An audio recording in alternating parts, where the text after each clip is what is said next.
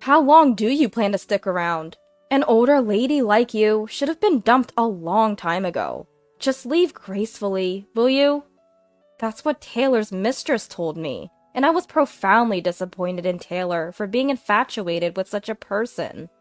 My name is Charlotte. I'm 31, and I'm a homemaker. My husband Taylor is 38, and we're in our 3rd year of marriage. We live together in a condominium we bought. We met at work. I was employed in food research while Taylor worked in sales for a food manufacturer. As we saw more of each other at work and started talking, we gradually became close. Taylor asked for my number. We dated, and on a Christmas 3 years ago, he proposed at a beautiful restaurant with a view of the night skyline. I've always loved eating since I was a child and took pride in working in the food industry. Having graduated from graduate school with the intention of pursuing a career in research, I thought I'd found my life's work.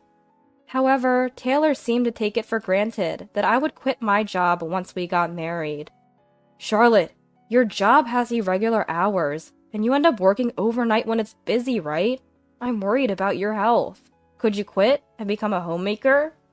He asked me over and over to become a homemaker. Although I loved my job and it was a tough decision, I had a strong desire to support Taylor, so I left my job for our marriage. For the first 2 years, Taylor and I lived happily together, just the two of us. He kept his party attendance to a minimum because he knew I was waiting at home. No matter what time he came home, he would eat my home-cooked meals and say, "Charlotte's cooking is the best.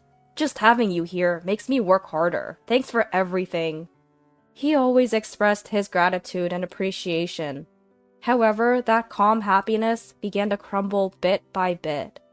Taylor, who usually returned home by 7 or 9 in the evening at the latest, started coming back after midnight.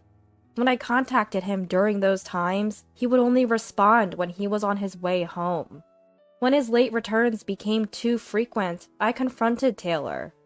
His irritable response was, "I've been entrusted with important tasks, and it's busy every day. I have to cover for my subordinates' mistakes, and I can't even check my mobile during work." "But isn't it too late?" I asked, only to be cut off with, "Shut up! Why should I have to hear this from you, who just waits at home? You have it good, living off the money I earn. You don't understand my work, so stop interfering." He yelled suddenly. I had never seen Taylor so angry, and taken aback, I replied softly, "Sorry, I was just worried." "Anyway, I'm busy and tired from work, so don't meddle too much," he snapped before heading to the shower room. Stunned by Taylor's harsh tone, I found myself frozen in place for a moment. As time went on, Taylor began coming home later and later.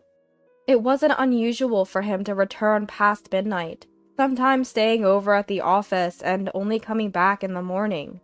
Weekends were now filled with work, and the days without Taylor coming home grew more frequent. 2 years into our marriage, with me now over 30, thoughts of children were ever present in my mind.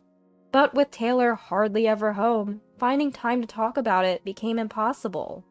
One day, when Taylor did come home, I mustered up the courage to initiate a conversation. "I understand you're busy with work, but could we possibly spend at least one day of the weekend together? I'm over 30 now, and I've been thinking about children." In the middle of this sentence, Taylor slammed the desk with a bang. "Kids? You're still asking for more from me when I'm already swamped with work?" he said in a stern tone. "You're a homemaker, not supporting your husband, but you're pressuring me, who's working so hard. I'm too exhausted for such things, and if you want me to feel differently, then maybe you should try harder." He continued coldly, looking straight at me. Feeling both embarrassed and awkward, my body shrank. Taylor's return was unpredictable. If he came back at all, it would be late into the night. Of course, I was always in my pajamas, no makeup on. I felt as if I were being blamed just for being myself. Without a word to say back, I watched Taylor sigh and retreat to the bedroom. After that, our relationship deteriorated further. Taylor's late work hours continued, and the money he gave me dwindled. I started to use my own savings to make up the shortfall. Even when Taylor was home, he would seclude himself in his room, avoiding me, except during meals. After 2 months of this, I couldn't take it anymore and confronted him. Did I do something wrong? Why are you avoiding me?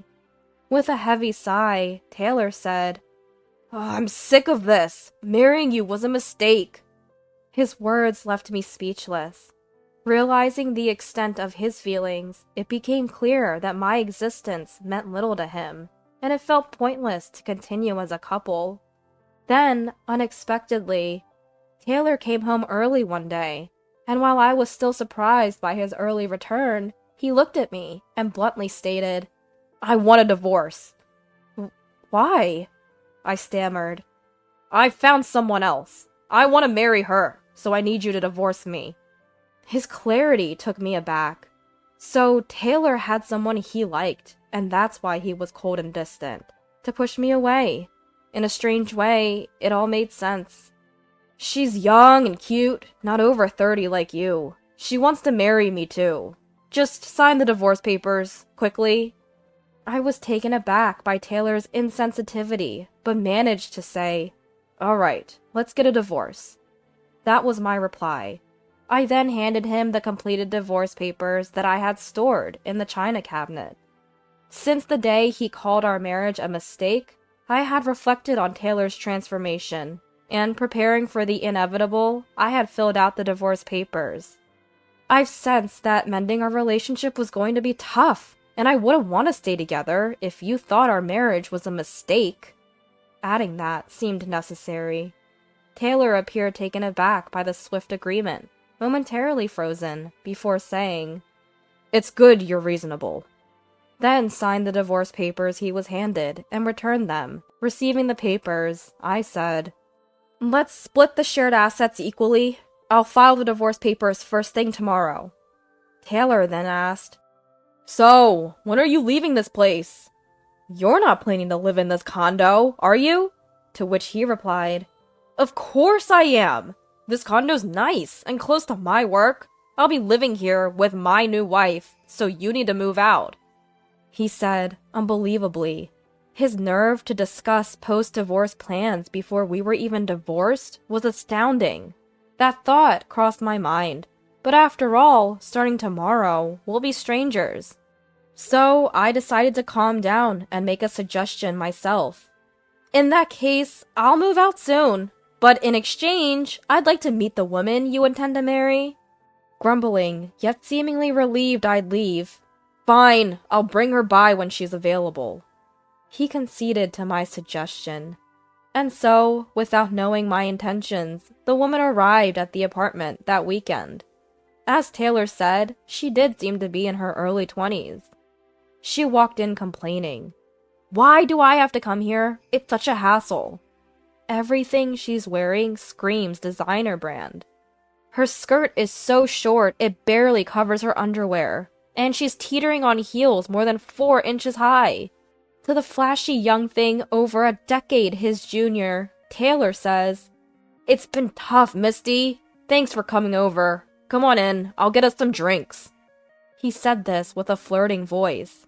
Misty, unfazed by Taylor's remark, said, "It's pretty spacious, isn't it? And I mean, this tacky interior has gotta go, right? How long does the older lady plan to stay here? Since it's going to be my house, I need her to move out soon," she continued, disregarding the current resident. While shocked at the rudeness of calling someone an older lady upon first meeting, "I'll be moving out today. I just wanted to meet Taylor's new partner," I replied. "Oh, that's good. Hurry up and leave, will you? And it's funny you're still clinging to him when you're not even his wife anymore. Why are you holding on? I guess when you're over 30 and get dumped, you'd want to cling to something," she said, completely off base. Taylor pretended not to hear. I was irked by her incredibly rude behavior, but I figured engaging further would be pointless. So I asked calmly, "By the way, where did you meet Taylor? He was so busy with work he hardly ever came home, not even on weekends." I asked, only to be mockingly informed. "You actually believed he was all work? Lucky for me, you're oblivious. There was no way he was working that much. Whenever he wasn't at work, he was either at my place or we were out shopping." She explained with disarming frankness. "What's with the sudden questions? It doesn't matter anymore." Taylor tried to interrupt, perhaps because the conversation was inconvenient for him. But Misty continued. "Poor older lady, lied to and betrayed by her husband. So, you knew he was married and still entered into a relationship with him?" I asked. "Of course. He begged me to marry him, said he was divorcing his wife." She replied without a hint of remorse. It turned out that Taylor became acquainted with Misty after visiting the nightclub where she worked with his colleagues. Taylor had taken a liking to Misty, visiting her every night after work. On Misty's days off, he would take her out on dates. The cost of their outings and gifts he gave her meant less money for the household. I was thoroughly disgusted with Taylor, enthralled by this young woman. While thinking that divorcing was the right decision, I said, "So, knowing he was married, you had an affair with someone else's husband?" "That's right, but don't hate me for it. He chose me and decided to marry me." She replied confidently. This left me wondering, why would Misty want to marry a regular salary man who was over a decade older? That question was soon answered. "So, now that we have nothing to talk about, can you leave soon? The rightful Mrs. President is me, not you." I was surprised at her words and asked back, "Mrs. President? What are you talking about?" While asking, I noticed Taylor's obvious agitation and grasped the gist of the situation. "That's enough. You should leave now." I tried to interrupt, but Misty continued. "No need to feign ignorance. Taylor runs a food company, doesn't he? And as his spouse, that makes you a homemaker, right? Well, it's about time I took over that role." I replied to Misty with composure. "You seem to be under a misunderstanding, but this person is neither the president nor anything of the sort. True, he works for that company, but he's not even on the level of a department manager's salary. Just an ordinary salaryman." I replied. Misty was visibly shocked by my words, and it took her a moment to comprehend before she demanded, "Taylor, what's the meaning of this? You said you were the president of a food company, didn't you?"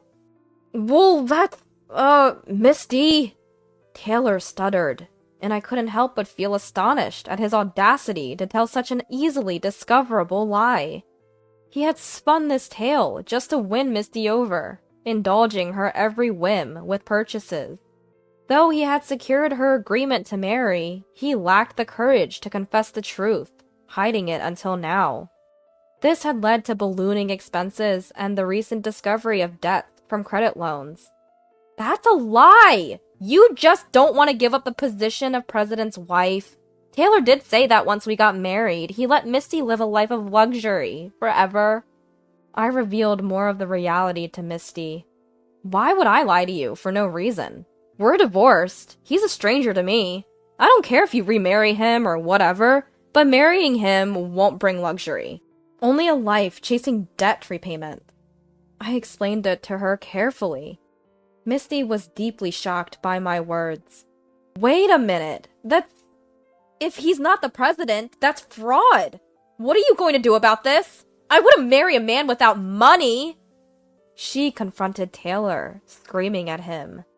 "I'm sorry, Misty. The president thing was just a bit of vanity. I was going to talk to you about it, properly." "I can't believe this. Trusting a man like you. Thinking of marrying? You're such an old man. If you don't have money, you're useless to me." Misty was fuming with anger. "But look, you liked this apartment, right? If you marry me, you can live here." Taylor tried desperately to soothe Misty. What are you talking about? You two are never going to live in this apartment. I told them, causing both Taylor and Misty to widen their eyes. What are you talking about? Don't interrupt. Stay out of this. Taylor growled at me, but I didn't mind. You're the one making no sense here. I bought this condo in my name before we got married. Why should you continue living here if we're getting divorced? I continued in an exasperated tone. Condos are considered marital property, and marital property is subject to division, right? Taylor responded, but don't you remember when we bought this place? I bought it under my name before we were married because I was the one with the higher income. Property acquired before marriage is considered separate property, which isn't subject to division. I patiently reiterated. No, can't be. Taylor murmured, collapsing to his knees. That's right. The condo I live in now was bought when I was still working as a researcher, with marriage in mind. At that time, as a researcher, I had more income and savings than Taylor, who was a salesman. We had already been dating, so I bought the condo in this location because it was also convenient for Taylor's work. Realizing the predicament, Taylor slumped, his shoulders void of strength. You thought my separate property, this condo, was marital property, and planned to kick me out and live here post-divorce? Really, such self-serving shallowness. Taylor was left speechless by my words. Then, breaking the silence, was Misty. So, it was all a big lie! The CEO position? Living in this condo? What was your goal? You just wasted my time! Misty snapped. Misty! Ignoring Taylor's feeble voice, she continued. No money, no house. That's just impossible. I'm glad I found out before marrying you. You won't see me again. Without hesitation, Misty discarded Taylor, who now had neither money nor a house. As Misty was about to leave, I stopped her. Wait a minute, I still have business with you. Didn't you just confess quite politely to having an affair with this man? After blatantly cheating with someone else's husband, you can't say it's none of your business, right? I'll be claiming compensation in the divorce suit against you, too. With that, this is a joke! I was deceived by this man, too. I deserve compensation. Your confession doesn't have any proof, does it? Then it means nothing. She retorted. I thought you might say that. I took a pen from my pocket. But it wasn't just any pen. It was a pen-shaped voice recorder. Misty's face turned pale instantly. In a swift move, she snatched the recorder from my hand and broke it in half. You'll have to compensate for that too. You think that was the only evidence? I had already anticipated this and hidden another recorder. So there's no getting out of this. I informed her. Defeated, Misty slumped to the ground. I turned to Taylor again and said, That's right. I've decided to sell this condo and move back to my parents' place, so you'd better start looking for a new place to live too. I need to hand over the house by the end of this month. At that, Taylor panicked. Wait, Charlotte, I was wrong. I apologize for everything I've done. Please, let's start over. He came up with something so opportunistically convenient. After all, you've done exactly as you pleased. You have the nerve to say that? No, I'm not having any of it. Get your things sorted and decide where you're going. I retorted, shooting down the idea outright. Before leaving the house with my belongings, I mentioned, By the way, I'll have a lawyer contact you both about the settlement. With that, I quickly left. My parents were surprised to see me return. But when I explained everything, they were angry with Taylor, yet welcomed me warmly. It seems Taylor ended up moving back to his estranged family's rural home because he had squandered his savings on nightclubs and Misty. His mother, a traditionalist, seems to berate him daily, shaming him as a disgraceful son since his return. Unable to continue working at his company because of the distance, he resigned. He managed to find a job at a small company, But it's a meritocratic place, where he apparently gets reprimanded by younger employees. His income is now a third of what it used to be. With the settlements and monthly loan payments, he's leading an extremely impoverished life. But that's none of my concern post-divorce. Misty, who has been having affairs with several married men, not just Taylor, is also paying me a settlement. She's working all hours to keep up with the payments. As for me, thanks to a referral from my former boss, I've returned to my beloved research job. Surrounded by a cheerful and supportive team, I'm genuinely happy with my work and truly believe that getting a divorce was the right decision.